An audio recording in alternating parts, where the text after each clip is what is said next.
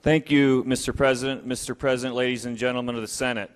Senate File 2354 may be one of the most important bills that this body will contemplate.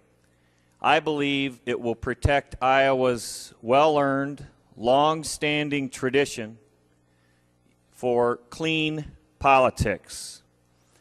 This January, the U.S. Supreme Court decided in a landmark case that corporations and other organizations, including unions, could engage in independent expenditures, basically political speech, advocating for or against a particular candidate. In essence, their decision changed many years of campaign finance laws, campaign speech laws, and in essence says this: a corporation is equivalent to a citizen when it comes to political speech. So we cannot prohibit that speech. It is now the law of the land unless something in Congress or the U.S. Constitution changes. In that decision, though, the Supreme Court reaffirmed that corporations or like entities cannot directly contribute to candidates or their committees. So there is still a prohibition on that. Their advocacy must be completely independent. In addition, the court gave us some degree of freedom to regulate the manner in which that speech was conducted.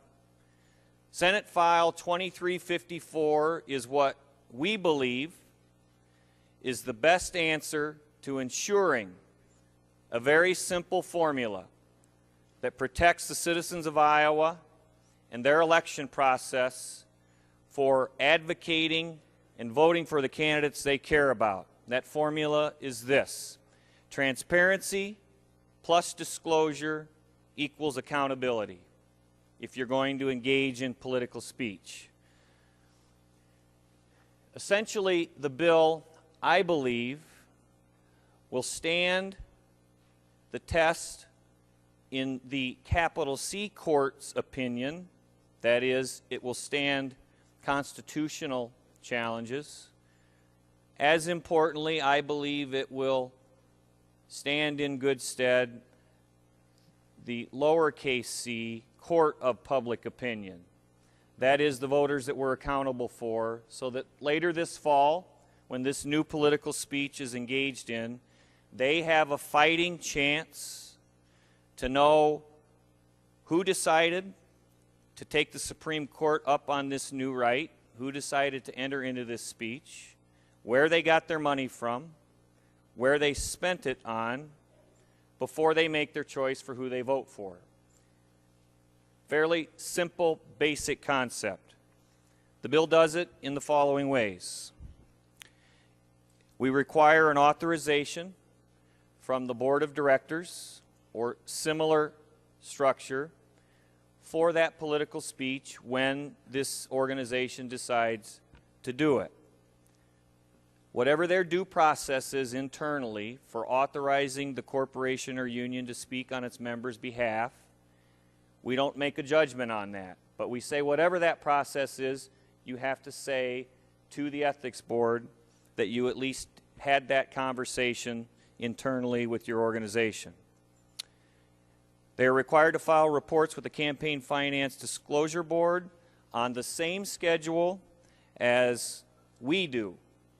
So there is nothing new in terms of if they're going to decide to form this organization and conduct this speech, they have to follow the same reporting requirements that we do, including the triggers for that report, $750 raised or spent, as well as the calendar requirements for periodic reports. We require those statements to be filed electronically. We have the technology today to do it, and it also ensures a timely information for our citizens. They must have an attribution statement. As you are all familiar with our TV, and radio, and newspaper ads, we have to have a paid for by such and such committee. In this case, the attribution statement is very similar to ours, with one important distinction. We require that, in addition to paid for by Corporation XYZ, authorized by CEO John Q. Smith or Union President John Q. Smith, so that the organization, the face of that organization, the leader of that organization, is also known to our citizens when they receive that communication. Today we have an independent expenditure statute on the books. It's not used very often. In fact, in speaking with our campaign and ethics director, there's only a handful of cases. But currently, because they're not long-standing committees, many independent expenditures are very specific.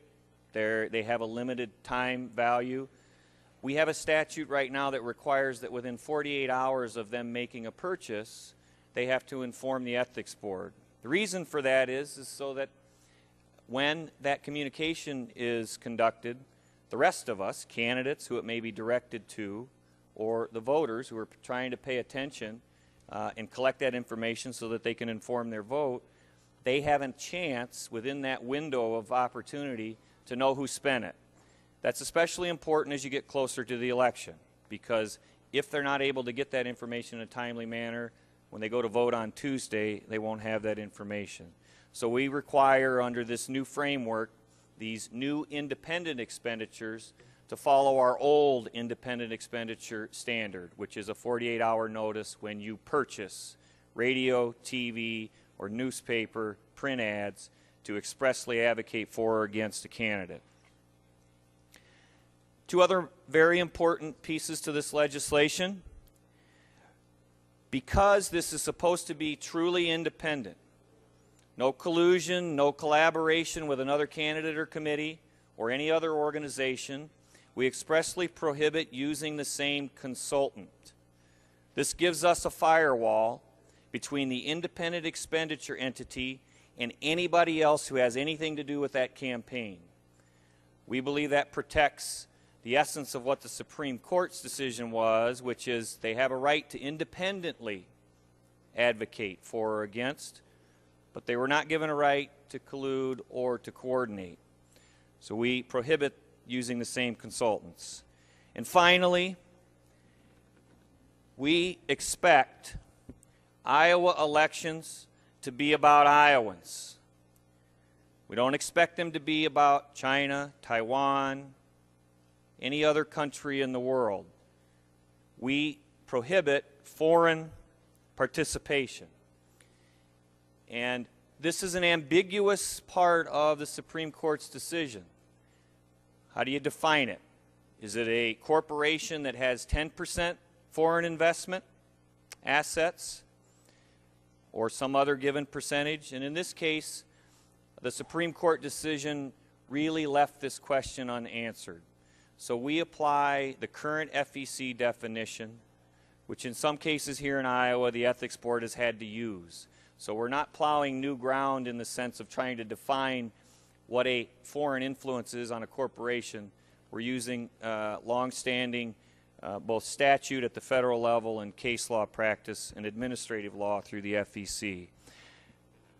With that said, Mr. President, as I said before, I believe this will protect Iowa's well-deserved reputation for clean elections, giving our voters a fighting chance to know who is sending these messages out, and then they can decide for themselves whether they agree with them or don't as they inform their choice for their particular candidate.